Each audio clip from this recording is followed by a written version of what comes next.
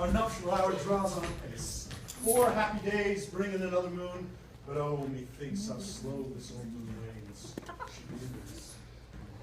4 days will quickly steep themselves in night. 4 nights will quickly dream over their time. Then, the moon shall behold the night of our solemnities. Hippolyta, I wooed thee with my sword and won thy love, doing thee injuries. But I will wed thee in another key, with pomp, with triumph, and with reveling. Maybe things are starting on Duke. Thanks, good Aegeus. What's the news with thee? Full of vexation, combined and complaint against my child, my daughter Hermia. Stand forth, Demetrius. My noble lord. This man hath my consent to marry her. Stand forth, Lysander. And, my gracious Duke, this man hath bewitched the bosom of my child. Thou, Lysander, thou hast given her rhymes and interchanged love tokens with my child. Thou hast by moonlight at her window sung with feigning voice verses, feigning love, and stolen the impression of her fantasy. With cunning thou hast filched my daughter's heart, and turned her obedience, which is due to me, to stubborn harshness. And, my gracious Duke, so be it she will not hear before your grace consent to marry this man.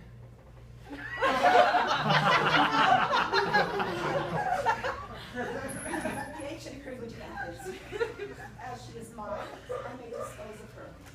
Which shall be either to Demetrius or to her death, according to our law. What say you, Hermia? Be advised, fair maid. To you, your mother should be as a god, one that composed your beauties, yea, and one to whom you are but as a form in wax. By her imprinted and within her power to leave the figure or disfigure it. Demetrius is a worthy gentleman. So is Lysander. In himself he is, but in this kind, wanting your mother's voice, the other must be held the worthy. I would my mother but looked with my eyes. Rather, your eyes must with her judgment look. I do entreat your grace to pardon me. I know not by what power I am made bold, or how it may concern my modesty in such a presence here to plead my thoughts. But I do beseech your grace that I may know the worst that may befall me in this case if I refuse to wed Demetrius. Death, sweet maid. So will I die, my lord. Take time to pause! By the next new moon, sealing day betwixt my love and me. Upon that day, either prepare to die for disobedience to your mother's will, or else to wed Demetrius, as she would. Relent, sweet Hermia, and Lysander, yield thy praise title to my certain right. You have your mother's love, Demetrius. Let me have Hermia's. Do you marry her? Scornful Lysander. True, he hath my love. And what is mine, my love shall render him. And she is mine. And all my right of her I do estate unto Demetrius. I am, my lady, as well derived as he, as well possess my fortunes every way as fairly right. My love is more than his, and which is more than all these boasts can be. I am beloved by beauteous Hermia. Why should not I then prosecute my right? Demetrius, I'll avouch it to his head, made love to Meter's daughter, Helena, and won her soul. And she, sweet lady, devoutly dotes in idolatry to the spotted and inconstant man. I must confess that I have heard so much, and Demetrius thought to have spoke thereof. Demetrius, come. Aegeus, you shall go with me, and have some private schooling for you both. For you, fair Hermia, look you arm yourself, to fit your fancies to your mother's will, or else the law of Athens yields you up, which by no means we may extenuate, to death. Come, Hippolyta. What cheer, my love? Demetrius and Aegeus, go along.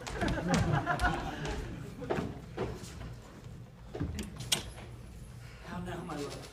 Why is thy cheek so pale? How chance the roses there do fade so fast? Belike for want of rain, which I could well beteem them from the tempest of my eyes. I mean, for aught that I could ever read, could ever hear by tale or history, the course of true love never did run smooth. If then true lovers have ever been crossed, it stands as an edict in destiny. Then let us teach our trial patience, because it is a customary cross, as due to love as thoughts, dreams, sighs, wishes, tears, poor fancy's followers. A good persuasion. Therefore, hear me, Hermia. I have a widow aunt, and she hath no child. From Athens is her house, remote 7 leagues, and she respects me as her only son. There, gentle Hermia, may I marry thee. And to that place the sharp Athenian law cannot pursue us. If thou lovest me, still forth thy mother's house tomorrow night, and in the wood, a league without the town, there will I wait for thee. My good Lysander, I swear to thee, by Cupid's strongest bow, by all the vows that ever men forgot, tomorrow truly will I wait for thee. Keep promise, love. Oh. Here comes Helena.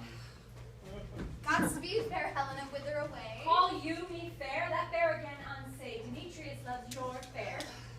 Oh, happy fair.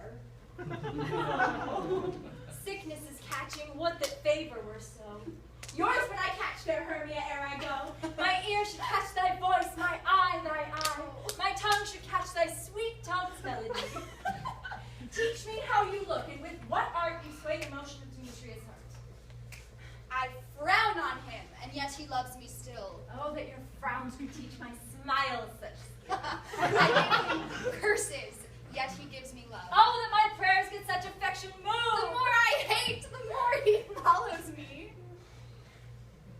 The more I love, the more he hateth me. His folly, Helena, is no fault of mine. None but your beauty. Ugh. Never mine. Take comfort! He no more shall see my face. Lysander and myself shall fly this place. Helen, to you our minds we will unfold. Tomorrow night through Athens' gates have we devised to steal. And there within the wood, Lysander and myself shall meet. Farewell, sweet playfellow. Pray thou for us, and good luck grant thee thy Demetrius. Keep word, Lysander, we must starve our sight from lovers' food till morrow deep midnight. Helena, adieu. As you on him, Demetrius dote on you. Ow! Oh, how happy some can be. Through Athens I am thought as fair as she, but what of that? Demetrius thinks not so. He will not know what all but he do know. Love looks not with the eyes, but with the mind. Therefore is winged Cupid painted blind. Nor hath love's mind of any judgment taste, and therefore is love said to be a child, because in choice he is so oft beguiled. And, as waggish boys in games themselves forswear, so the boy love is perjured everywhere. For ere Demetrius looked on Hermia's eye, he hailed down oaths that he was only mine. But when this hail some heat from Hermia felt, so he dissolved. Showers of oaths did melt. I will go tell him of fair Hermia's flight. Then to the wood tomorrow night will he pursue her. And for this intelligence, if I have thanks, it is a dear expense.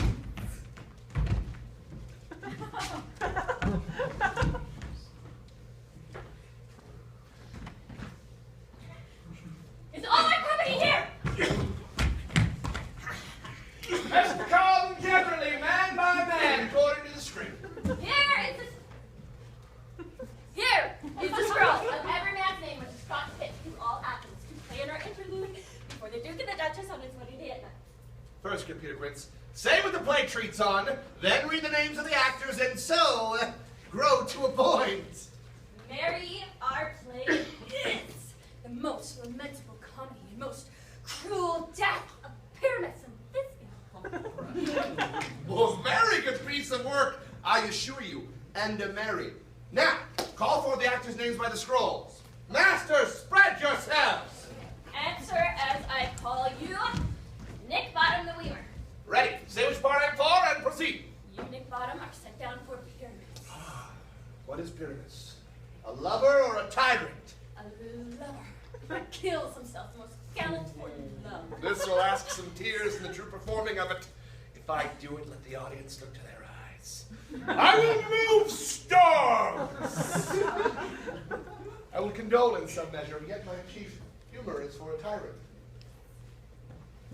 Francis flutes the bellows mender. Here, Peter Quince.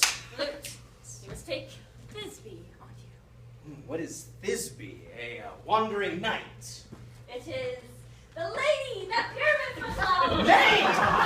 Let me not play a woman. I have a beard coming. That's all one. You may speak as small as you will.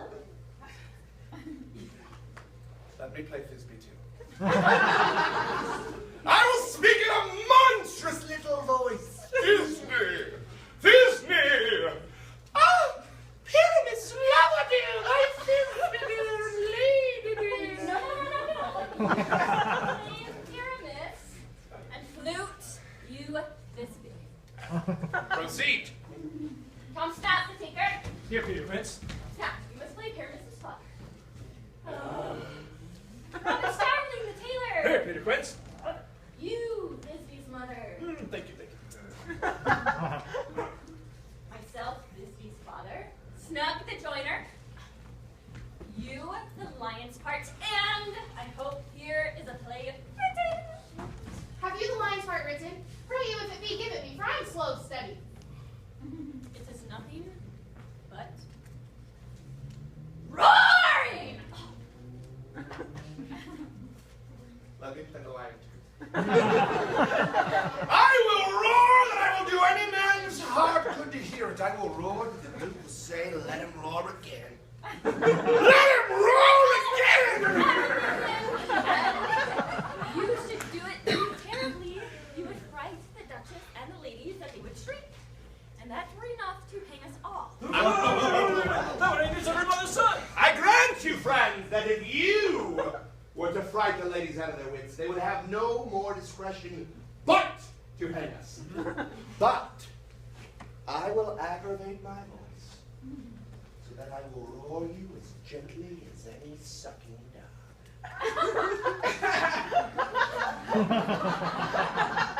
I will roar you as into any nightingale.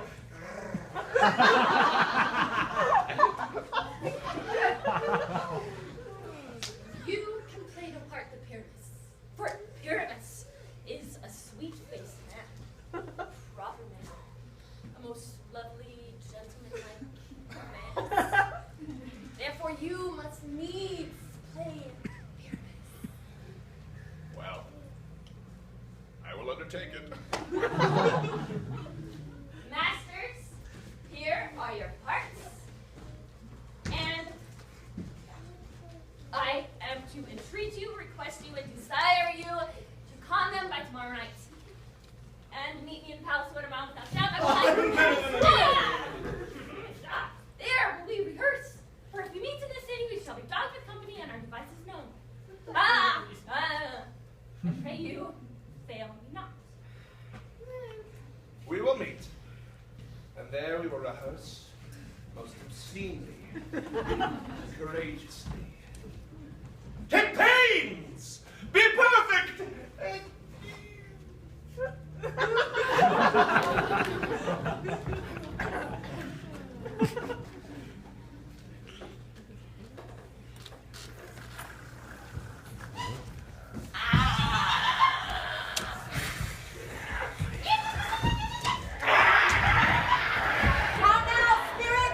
Whither wander you? Over hill, over dale, throw bush, throw briar. Over park, over pale, throw flood, throw fire. I can wander everywhere, swifter than the moon spirit. I serve the fairy queen. to do her orbs upon the green. Farewell, the love of spirits will be gone.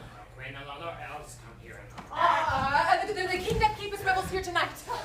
Take heed, the queen comes not within his sight, for Oberon is passing fell in wrath, because she is her intended hath a lovely boy stolen from an Indian king, and jealous Oberon would have the child, but she perforce withholds the loved boy and crowns him with flowers, and makes him all her joy. And now they never meet in Grover Green, by fountain clear, or spangled starlight sheen, but they do square. That all their elves would fear creep into acorn cups and keep them there. Either by mistake you will shape in making quite of us, you are that shrewd and knavish sprite called Robin Goodfellow. And are you he? Thou speakest aright. I am that merry wanderer of the night. But room there is, here comes Oberon. And here my mistress would that he were gone. Ill met by moonlight, proud, Titania. What jealous Oberon. Fairies, skip hence, I have forsworn his bed and company. Tarry, rash wanton. Am not I thy lord? And I must be thy lady. And yet never since middle summer spring met we on hill and dale, forest or mead, to dance our ringlets to the whistling wind. But with thy brawls thou hast disturbed our sport. Therefore the wind, piping to us in vain, as in revenge, has sucked up from the sea contagious fogs, which falling in the land have every pelting liver made so proud that they have overborne their continents. The ox hath therefore stretched his yoke in vain. The plowman lost his sweat, and the green corn hath rotted ere its youth attained a beard. No night is now with him or peril blessed, and the moon, the governess of floods, pale in her anger, washes all the air that rheumatic diseases do abound. And thorough this distemperature, we see the seasons alter.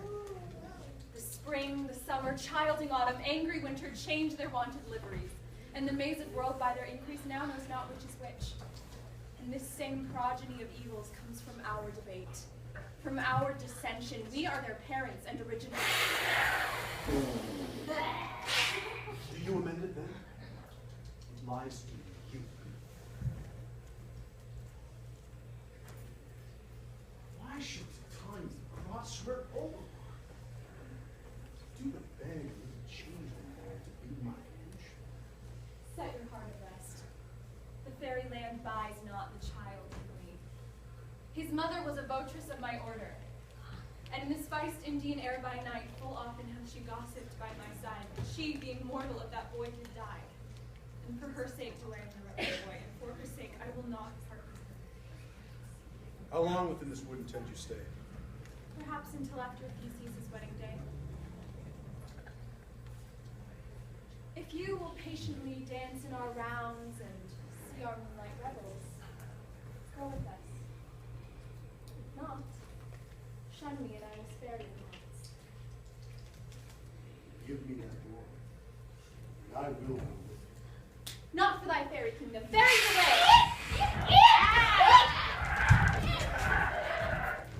Go thy way. Thou shalt not from this grove till I torment thee for this injury! My gentle Puck, come hither.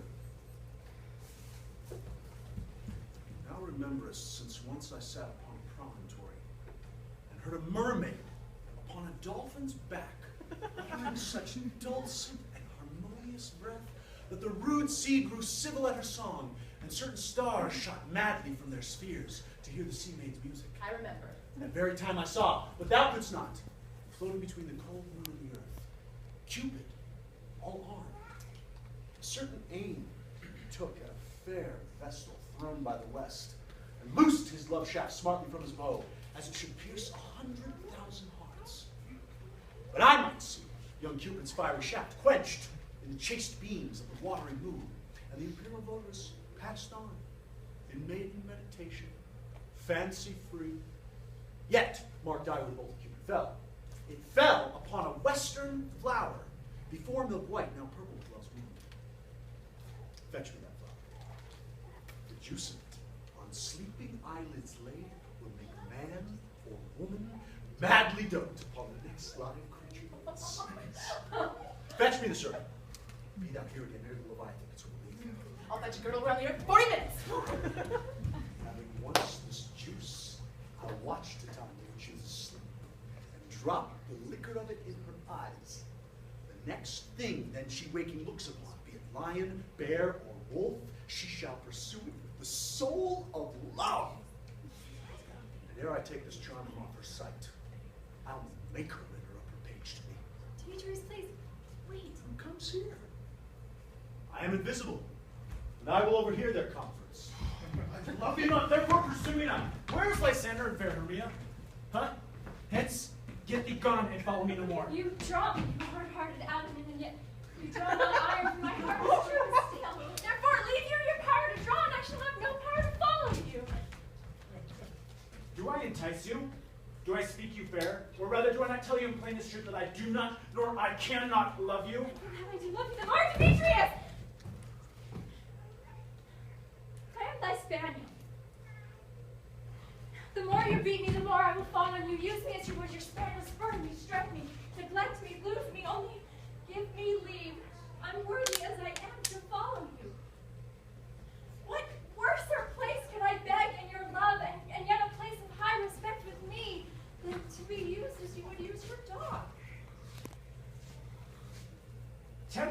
hatred of my spirit, for I am sick when I do look on thee. I'm sick when I look not on thee. You do impeach your modesty too much to leave the city into the hands of one who loves thee not. Your virtue is my privilege. It is not night when I do see thy face, therefore I think I am not in the night. Nor can it be said that this wood lacks worlds of company for you. In my respect, all the world. Then how can it be said that I am alone when all the world is here to look on me? I will run from thee and hide me in the brakes and leave thee to the mercy of wild beasts. The wildest have not such a heart as you. Run when you will. The story shall be changed. Apollo flies and Daphne holds the chase. I will not stay thy questions. Let me go. Or if thou follow, do not believe, but I shall do thee mischief in the wood. You do this. In the temple, in the town, in the field. Fie, Demetrius! Your wrongs do set a scandal to my sex. We cannot fight for our love as men do. We should be wooed, and we're not made to woo. I will follow thee! Heaven of hell to die upon the hand I love so well! Fare thee well, nymph. Ere he do leave this grove, thou shalt fly him. He shall seek thy love. Welcome, one. I saw the flower there. There it is. I pray to give it me.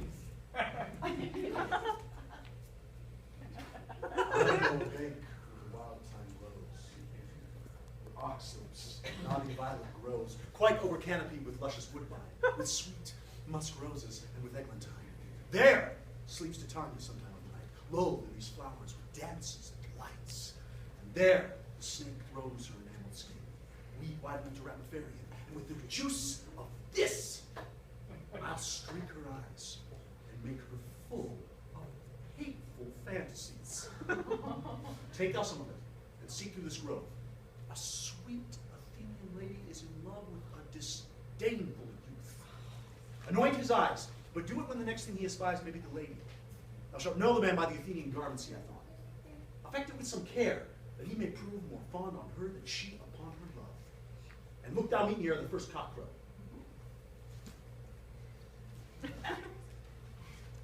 Fear not, master, thy servant shall do so.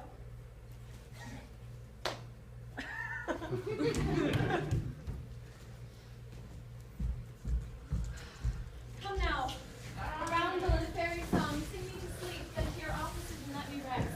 You spite Snakes with double tongue, thorny hedgehogs be not seen. Newts and gliding worms do no wrong. Come round here, our fairy queen, singing our sweet lullaby.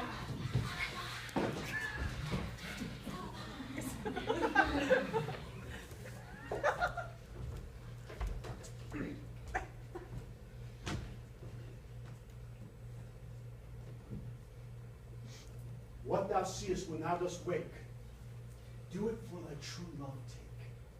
An ounce, cat, or bear, pard, or boar with bristled hair, in thy eye that shall appear. When thou wakest, it is thy dear. Wake, and some vile thing is near.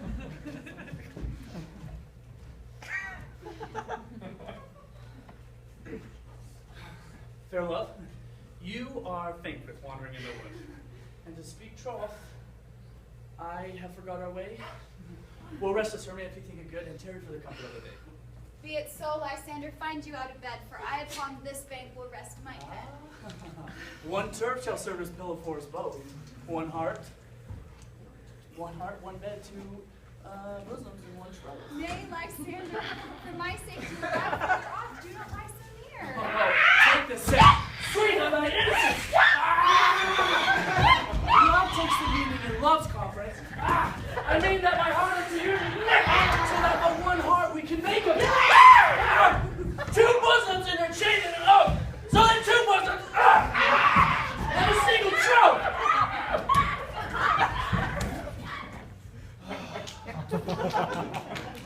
Then by your side, no bedroom me deny, for by lying so, Hermia, I I do not lie. Lysander riddles very prettily. Now much beshrew my manners and my pride if Hermia meant to say Lysander lied. But gentle friend, for love and courtesy lie further off, and human modesty. Such separation as well may be said becomes a virtuous bachelor and a maid so far be distant. And good night, sweet friend. Thy love ne'er alter till thy sweet life end. Amen. Amen. And to that fair prayer say I, to then in life, when I am loyalty. Here is my love. Sleep give you all his rest. With half that wish, the wisher's eyes be pressed.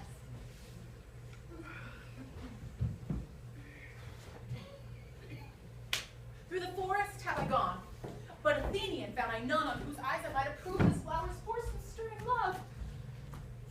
Night in silence.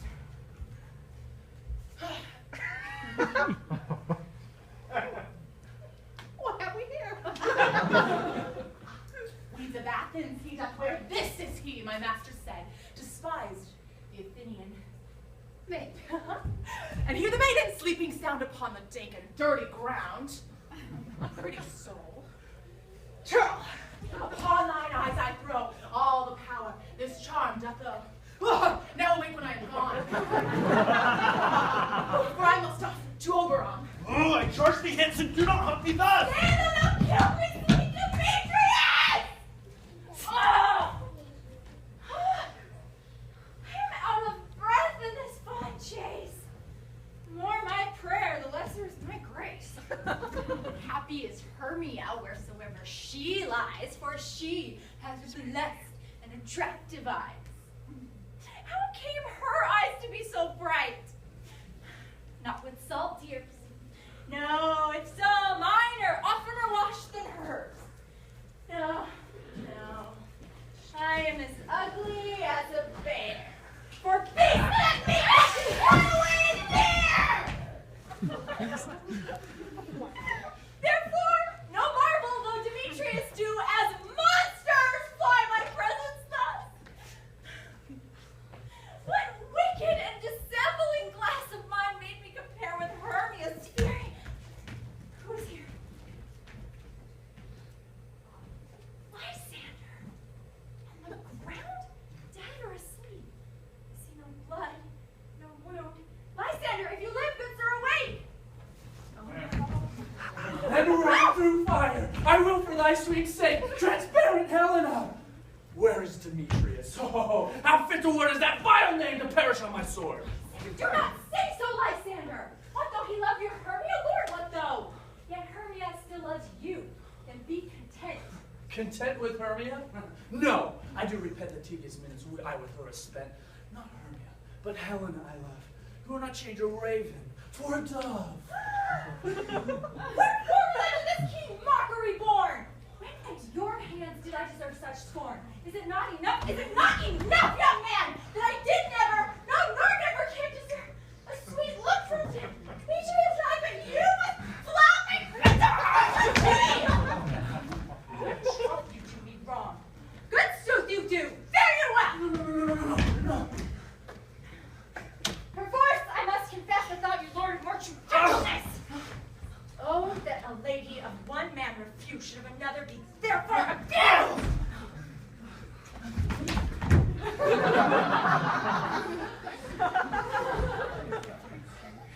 She sees not Hermia. Hermia, sleep thou there, and never mayest thou come Lysander near. Lysander! Help, Lysander!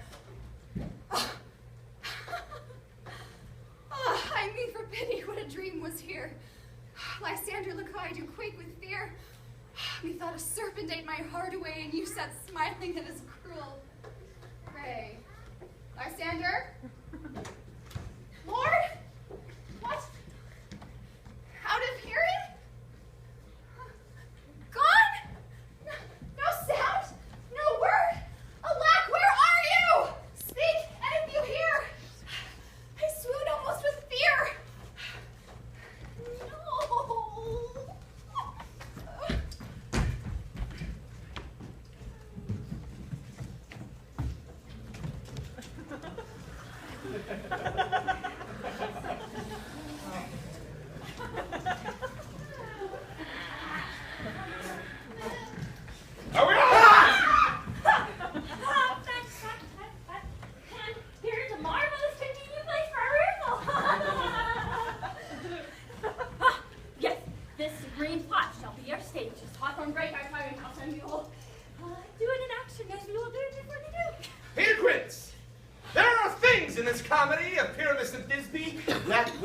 never please.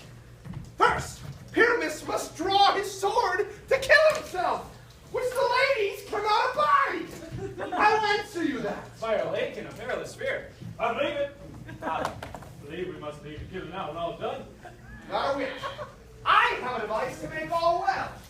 Write me a prologue, and let the prologue seem to say, we will do no harm with our swords, and that Pyramus is not killed indeed.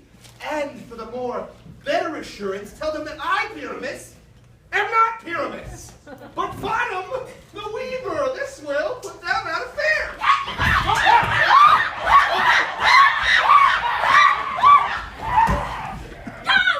We'll have such prologue. Won't the ladies be afraid of the lion? Okay, I promise you. Masters, you ought to consider among yourselves to bring in a lion among ladies. For there's not a more fearful wild fowl than your lion living, and you have to look to it. Therefore, another prologue must tell that he is not a lion. Not a whit. You must name his name, and half his face must be seen from the lion's neck, and he himself must speak through, saying thus, or to the same defect. Ladies, or fair ladies, I would wish you, or I would request you, or I would entreat you, not to fear, not to tremble my life for yours, for you think I come hither as a lion. It were no such thing. It were pity of my life. I am a man, as other men are. And there indeed let her name her name and tell them plainly she is snug to join her.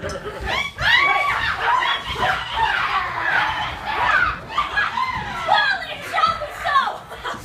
But there's two hard things better for you, moonlight, into your chamber, where you know there is a place you need by moonlight. And does the moon shine that night that we play our play? Yes, it does shine that night.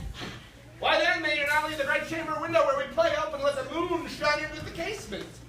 Or else one must come in with a bunch of thorns and a lanthorn and say he comes to disfigure or to present the person of illusion. Then there's another thing. You must have a wall in the great chamber for Pyramus of Thisbe said story and talk through the chink of a wall. You can never bring in a wall. What say you, Bottom? Some man or other must present wall. And he must have some plaster or some rough cast about him, and he must hold his fingers thus. For through that hole shall Pyramus and Thisbe whisper. Then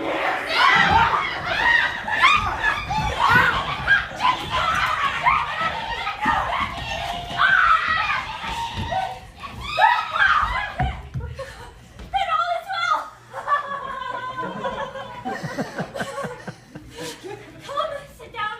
Every mother's son and rehearse your parts. Pyrrhus, you begin.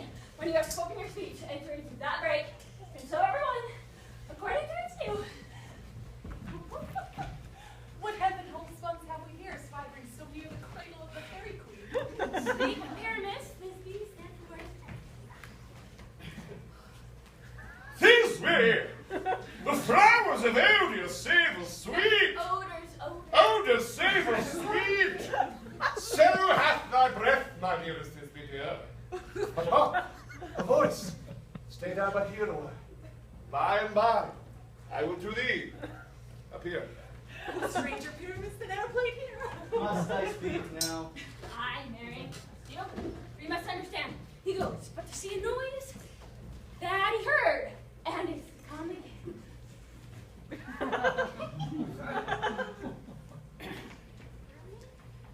Most radiant Pyramus, most lily white of hue, of colour like the red rose on triumphant briar, most brisky juvenile and eke most lovely Jew. Jew?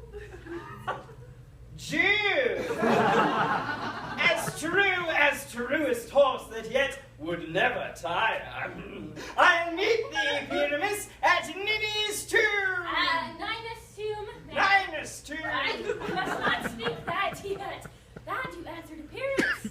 You speak all your part at once, cues and all. Pyramus, enter! Your cue is fast. It is never tired. As truest horse that yet would never tire. If I were God,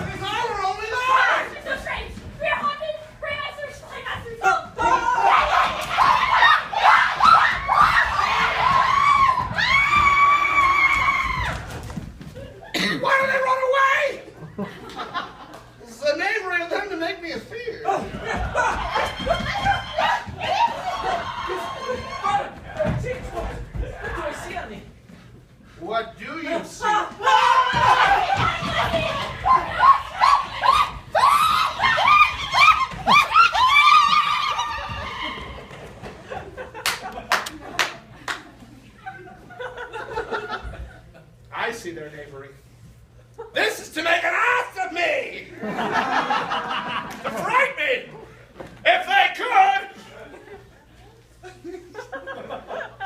But I will not stir from this place.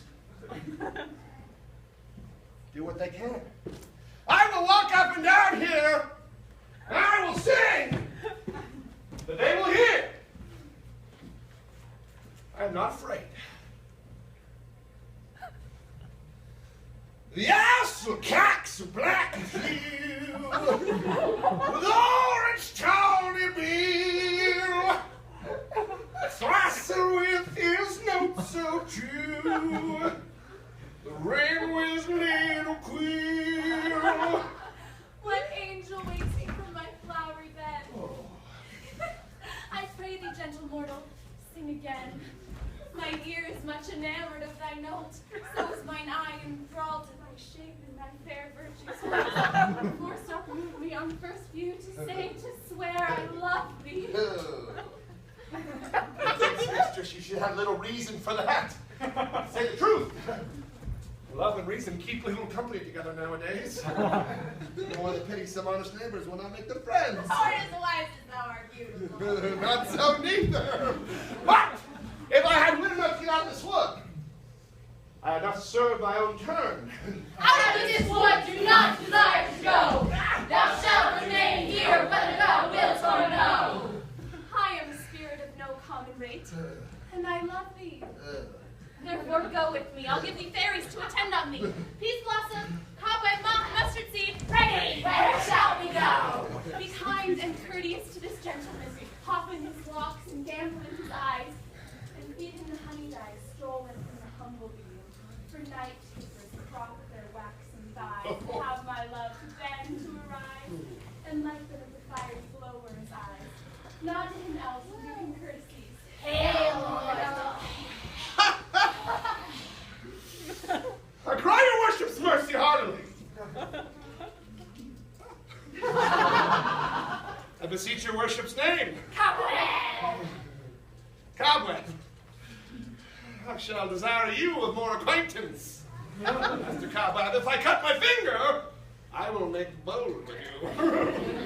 Oh, your name, honest gentleman? Peace blossom! Peace Blossom, I pray you commend me to Mistress Squash, your mother, and to Master Peace God, your father. I desire you of more acquaintance too. Your name, honest gentleman.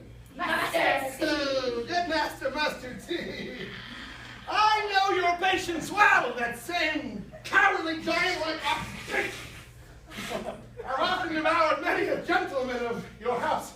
I promise you, your kindred have made my eyes water ere now. I shall desire you of more acquaintance. Come wait upon him, lead him to thy bower. Tie up my love standing, bring him